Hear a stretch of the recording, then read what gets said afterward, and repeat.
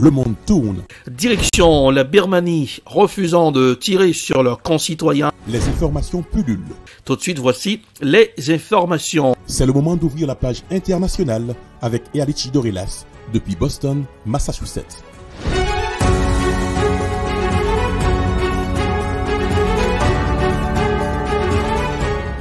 Mesdames, Messieurs, bonsoir. Quatrième sortie de la page internationale pour cette semaine.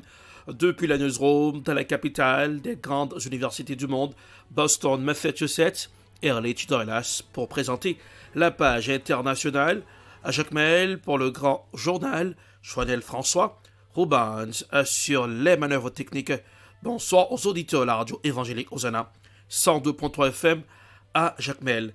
Charles Michel demande à la Chine de s'impliquer dans le jeu diplomatique pour arrêter la guerre en Ukraine. Il a aussi évoqué la question des droits de l'homme lors de sa rencontre avec le président chinois Xi Jinping. Voici un reportage à signer Euronews. La Chine doit utiliser sa position particulière pour pousser la Russie à mettre un terme à la guerre en Ukraine. C'est le message transmis par le président du Conseil européen en déplacement jeudi à Pékin. Charles Michel pousse le président chinois Xi Jinping à s'impliquer dans le jeu diplomatique. La Chine est membre du Conseil de sécurité de l'ONU. Selon moi, il y a une responsabilité particulière à utiliser ce siège, à utiliser l'influence de la Chine afin de convaincre la Russie de respecter le droit international et la Charte des Nations Unies et de remplir ses engagements. Xi Jinping est très clair et assure que la Chine ne fournit pas d'armes à la Russie. Il est très clair que la menace nucléaire, n'est ni acceptable ni responsable.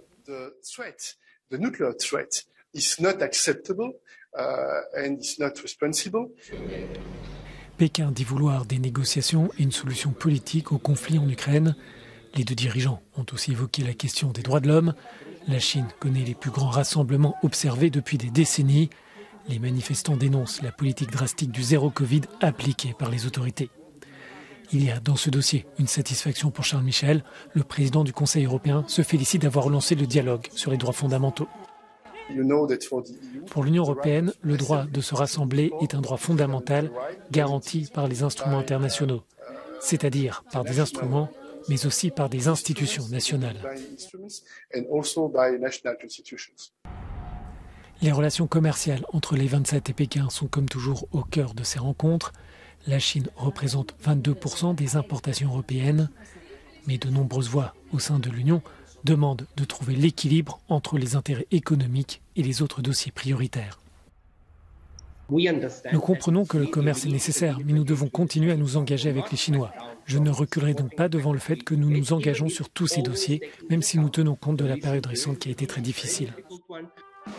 Le président chinois espère approfondir la coopération avec l'Union. Xi Jinping veut relancer l'accord d'investissement avec les Européens, suspendu après les sanctions décidées par Pékin contre des eurodéputés.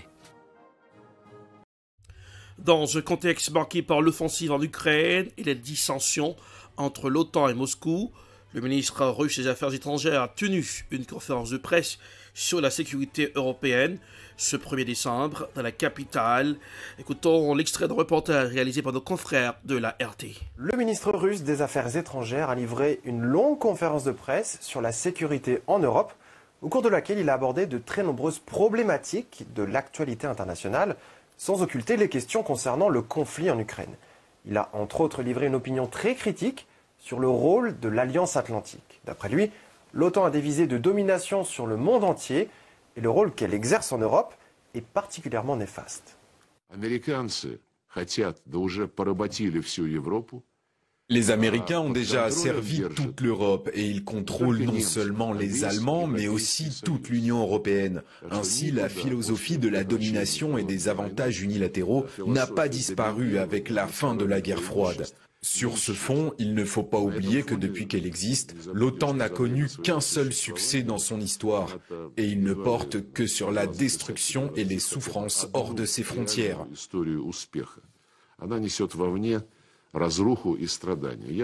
Le chef de la diplomatie russe a rapporté que les rares tentatives européennes pour se doter d'une armée ont été systématiquement tuées dans l'œuf par Washington. сводится к тому, что она полностью подчинилась Соединенным Штатам. Еще несколько лет назад были споры. Toute la sécurité de l'Europe se résume maintenant au fait qu'elle est entièrement subordonnée aux États-Unis. Il y a quelques années encore, il y avait des débats, notamment en Allemagne, sur la question de savoir s'ils devraient construire, et la France bien sûr, quand elle plaidait pour l'autonomie stratégique de l'UE, qu'elle proposait de créer des forces armées de l'UE, et en Allemagne aussi. Il y avait ce type de discussion. Mais c'était la France qui promouvait le plus activement l'idée de forces armées de l'UE, de l'autonomie stratégique de l'UE. Mais récemment, l'un des représentants de l'appareil de sécurité nationale du président américain, dont j'ai oublié le nom, a déclaré que l'Europe devrait absolument abandonner tout rêve de créer sa propre armée. Vous n'irez nulle part sans l'OTAN. Он сказал, что категорически должна Европа забыть про любые мечты о создании какой-то собственной армии. От НАТО вам никуда не деться. Au détour d'une question, Sergei Lavrov a également abordé le sort de notre chaîne, RT France, réservée par les autorités françaises. Когда бомбили телецентр в Белграде, и само здание телецентра, и... Quand le centre de télévision a été bombardé à Belgrade, le bâtiment et la tour, l'explication a été très simple aussi. Cette télévision diffuse de la propagande et soutient l'esprit de l'armée yougoslave. C'est d'ailleurs la même logique que celle qui est utilisée en France maintenant, quand sur l'ordre de Macron, RT et Sputnik se voient privés d'accréditation à l'Élysée parce que le président a dit personnellement qu'on ne nous laisserait pas entrer puisque nous ne sommes pas des médias mais des moyens de propagande. J'espère que l'Occident ne frappera pas les sièges de RT, ses représentations en Europe et celles de Sputnik, comme ça a été le cas du centre de télévision en Yougoslavie. По ее отделениям в Европе и по отделению Спутника Запад не будет наносить удары, как он бомбил телецентр в Югославии. Bien entendu, il a aussi beaucoup été question de l'Ukraine. Sergei Lavrov a répété que les frappes russes, je cite, effectuées avec des armes de haute précision, cherchaient à neutraliser les infrastructures dont se servent les forces ukrainiennes, dont le but est de tuer des Russes. Il a en outre souligné l'importance du risque d'escalade nucléaire. En effet, selon lui, 3 puissances nucléaires occidentales font tout leur possible pour participer directement à un conflit qu'elles ont elles-mêmes déclenché. Cependant, le ministre des Affaires étrangères a rappelé que la Russie était toujours ouverte à la négociation. Il a fait savoir lors d'une autre question que la communication avec l'Occident n'était pas rompue et que Vladimir Poutine s'entretient volontiers avec tous ceux qui le souhaitent. Direction la République démocratique du Congo, manifestation à Goma contre les forces étrangères dans le pays. Un rassemblement contre la présence de la MONUSCO et de troupes africaines dans l'Est a eu lieu dans le chef-lieu du Nord Kivu. Voici un reportage signé Africa News. À Goma, la police congolaise a dispersé une manifestation contre la présence des forces armées internationales et régionales dans le Nord Kivu. Cette marche s'est tenue alors que dans cette province de l'Est de la RDC, de nouvelles violences entre l'armée congolaise et le M23 avaient lieu. Nous sommes en train de demander à la communauté internationale de lever l'embargo contre notre pays pour que les FARDC puissent faire bien le travail et combattre l'ennemi qui est en train de terroriser la population à Rutshuru et à Nyiragongo. À part ça, nous demandons à l'armée kenyane qui est ici déjà venue pour aider les FARDC à combattre l'ennemi. Si les Kenyans sont venus pour être comme la MONUSCO, qu'ils rentrent chez eux. Nous voulons qu'ils aillent aider notre armée sur le champ de bataille.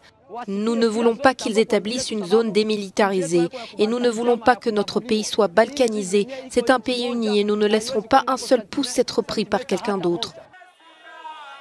Outre une opposition à la MONUSCO et une méfiance vis-à-vis du déploiement récent de troupes kenyanes, certains manifestants dénonçaient fermement l'arrivée de soldats ougandais alors qu'ils accusent Kampala de participer à la déstabilisation du pays. Nous ne voulons pas l'armée ougandaise dans notre pays, parce que l'Ouganda c'est l'hypocrite. Vous-même vous avez vu que lorsque les M23 ont entré dans notre pays, ils ont passé à travers le pays de l'Ouganda. Raison pour laquelle nous disons que nous ne voulons pas cette zone tampon qu'on va créer dans les zones que le M23 a déjà occupées. L'accord signé la semaine dernière en Angola prévoit que les troupes des pays de l'Afrique de l'Est s'installent dans les territoires évacués par le M23. Une résolution qui inquiète une partie de la société civile du Nord Kivu, craignant une perte de contrôle des autorités congolaises dans ces zones tampons. Direction en Ukraine, la guerre continue en Ukraine, échange de prisonniers entre la Russie et l'Ukraine. Voici un reportage sur les comptes rendus de l'envoyé spécial de France 24 sur le terrain. Oui, 50 Ukrainiens et 50 Russes ont été libérés et c'est la deuxième fois, je pense, depuis une semaine qu'il y a un échange de ce type, 50 pour 50. En fait, ces échanges se multiplient ces dernières semaines depuis la très grand échange qu'il y avait eu en septembre, où notamment les commandants ukrainiens qui avaient été les leaders des défenseurs de l'usine Azovstal à Mariupol ont été libérés, ce qui était considéré comme une grande victoire pour l'Ukraine à ce moment-là. Depuis, parmi les soldats libérés, il y a à chaque fois certains combattants d'Azovstal, souvent des combattants qui sont blessés et sont en très mauvais état de santé, et d'autres combattants ukrainiens aussi, d'autres divisions. Les Ukrainiens militent pour qu'il y ait un échange tout pour tous. Les Russes, visiblement, ne veulent pas procéder ainsi, mais semblent se mettre d'accord pour des échanges de petits nombres de soldats assez souvent. Là, aujourd'hui, les Ukrainiens qui ont récemment arrêté un certain nombre de prêtres de l'Église orthodoxe qui dépend du patriarcat de Moscou, les Ukrainiens ont dit que ces prêtres-là pourraient aussi être inclus dans la liste de prisonniers pouvant être échangés, même si ce sont en réalité des citoyens ukrainiens, mais les Ukrainiens disent qu'ils sont préparés et qu'ils sont prêts à trouver des solutions créatives, c'est le mot qu'ils ont employé, pour essayer de libérer le maximum de leurs soldats. De ceux qui sont libérés aujourd'hui, on sait que le plus jeune n'avait que 19 ans, que 19 ans, et le plus âgé d'entre eux, chez les Ukrainiens, je veux dire 56 ans. Visite du président français Emmanuel Macron aux États-Unis. Les gestes amicaux à la sortie d'un dîner informel ne cachent pas les désaccords entre Paris et Washington. Avant de rencontrer Joe Biden, Emmanuel Macron a voulu se montrer direct en déplorant les mesures économiques américaines super agressives. Voici un reportage signé TV5 Monde. Sorti tout sourire de l'un des meilleurs restaurants italiens et de fruits de mer de la capitale fédérale. Apparemment un moment de pause dans la liste des problématiques qu'Emmanuel Macron a apportées à Washington. Et en premier lieu, les aides que l'administration Biden a décidé d'allouer aux entreprises américaines. 430 milliards de dollars. Plus tôt dans la journée, à l'heure du déjeuner, le président français, devant des élus du Congrès, avait dénoncé ces mesures dites super agressives pour doper l'industrie américaine au détriment des Européens. Du déjeuner au dîner, en passant par le cocktail à l'ambassade de France, les conséquences et les risques de ce traitement de faveur, Emmanuel Macron les a martelés. Ce risque, c'est que, face aux défis que j'évoque, les États-Unis d'Amérique regardent d'abord les États-Unis d'Amérique, ce qui est normal, nous faisons pareil avec nous, regardent ensuite sa rivalité avec la Chine, et en quelque sorte que l'Europe et donc la France deviennent une sorte de variable d'ajustement. Ce qui ne varie pas, c'est la densité du programme d'une visite d'État. Remise de décorations à d'anciens combattants, visite au cimetière militaire d'Arlington, réunion sur la coopération et la recherche sur l'énergie nucléaire civile, célébration de l'entrée de la baguette au patrimoine de l'UNESCO, rencontre avec la vice-présidente des États-Unis à l'occasion d'une réunion de travail sur la coopération spatiale, économie, guerre en Ukraine, climat. Dans quelques heures ce jeudi, c'est ici qu'Emmanuel Macron et Joe Biden s'opposeront et tenteront de générer des résultats concrets de cette visite d'État. C'est la fin de la page internationale pour aujourd'hui. Merci de l'avoir suivi. La production HDN Prod, réalisation Télébel Top pour le compte de la radio évangélique Osana 102.3 FM à Jacmel. Pour présenter la page internationale, Erlich Dorelas depuis Boston, la capitale des grandes universités du monde. Coup d'œil sur la météo, Boston 42 degrés Fahrenheit, 6 degrés Celsius. Jacmel, 88 degrés Fahrenheit, 31 degrés Celsius. Bonsoir Joannel, bonsoir aux bandes, bonsoir aux auditeurs de la radio évangélique Osana 102.3 FM à Jacmel. Passez un excellent jeudi. Bonsoir, à demain. C'était la page internationale avec Erlich Dorelas.